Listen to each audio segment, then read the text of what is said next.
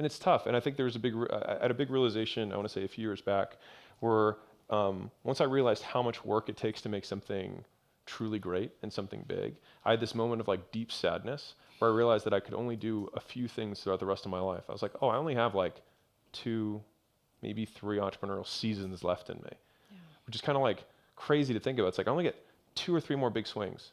That's it. And the real is that if the swing just keeps going, which is what I plan on doing at acquisition.com, it's like, this is it. I'm going to do this until I get too old to do it, and that's it. Yeah. That's all it is. Now, what I want to do is give you something tactical, all right? Because we were all the way up here. You have to take your creative energy, and I have a lot of that too, and you have to channel it into something that is accretive to the business, something that adds value rather than something that detracts value. And so what are the components of the business that need novelty on a regular basis? I think... I can give you a hint. What? Marketing. Marketing. I was just going to say sales Lead and marketing. magnets. Yeah. Like. So if you want to build and you want to create, I have the same itch. Yeah. I put all of my ADD into content. I've become a significantly better entrepreneur by making content because it distracts me from fucking up my business. This is legit. I just wrote a book about this. I just wrote a book about when leaders get bored, they just fuck it all up and burn down the city. Yeah. And I just keep doing it over and over. So instead, just paint the city. Okay. Just paint it. Don't destroy it. Just paint a different color. Got it. And so that, and that goes for everyone. Like my ADD, I put it into ads. I put it into, the reason I write books is mostly for me. Like Layla's like, can you just write another book?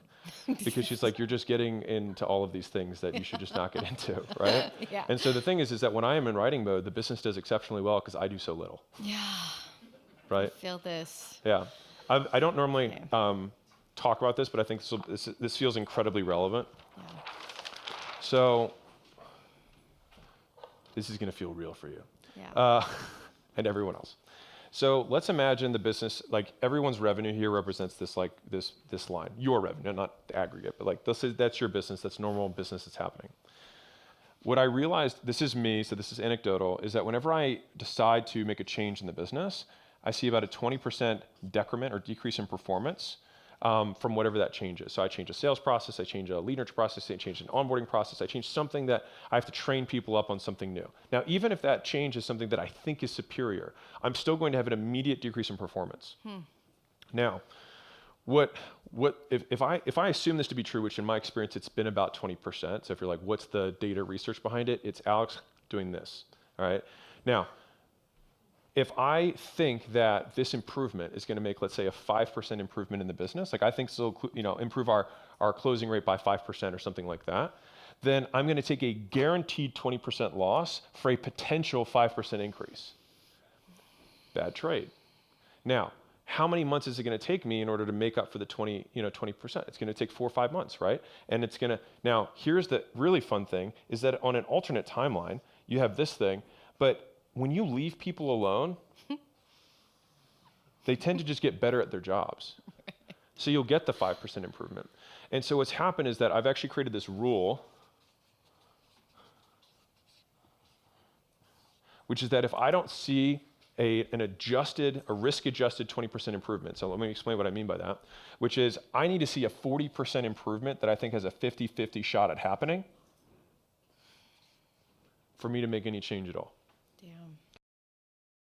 Let's say that you are going to run a test of some sort. You want to change your sales process, change something on a landing page. You want to, change anything, right? You have some belief that it's going to improve, right? You wouldn't do it unless you thought there was a chance that it would improve the business, right? Of course not. But the thing is that what is that chance? And so your ability to estimate, I think we have a 50-50 shot, I think we have an 80-20 shot, I think we have a 20-80 shot that this actually works, then allows you to, over time, get better and better at estimating what the potential upside is for a given intervention. And so if I know something's going to go down by 20% no matter what because I changed something, and that 20% decrease comes from training team and people kind of dealing with change, that's the price tag of trying. So the thing is, you don't have unlimited shots. So people talk about testing all the time, test. Yeah, but there's also a cost to test.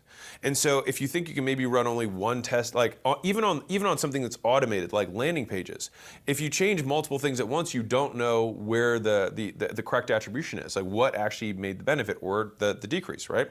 And so you really only have like 52 tests a year. You've got about one a week that you can maybe do with sufficient volume of traffic. Right now, maybe you have 2 or 3 different areas, funnels that you could do it on, but even then, there's actually significantly fewer tests that you can run. Now, in the people side of the business, it is way less than one a week. You're talking, okay, maybe you think one a month?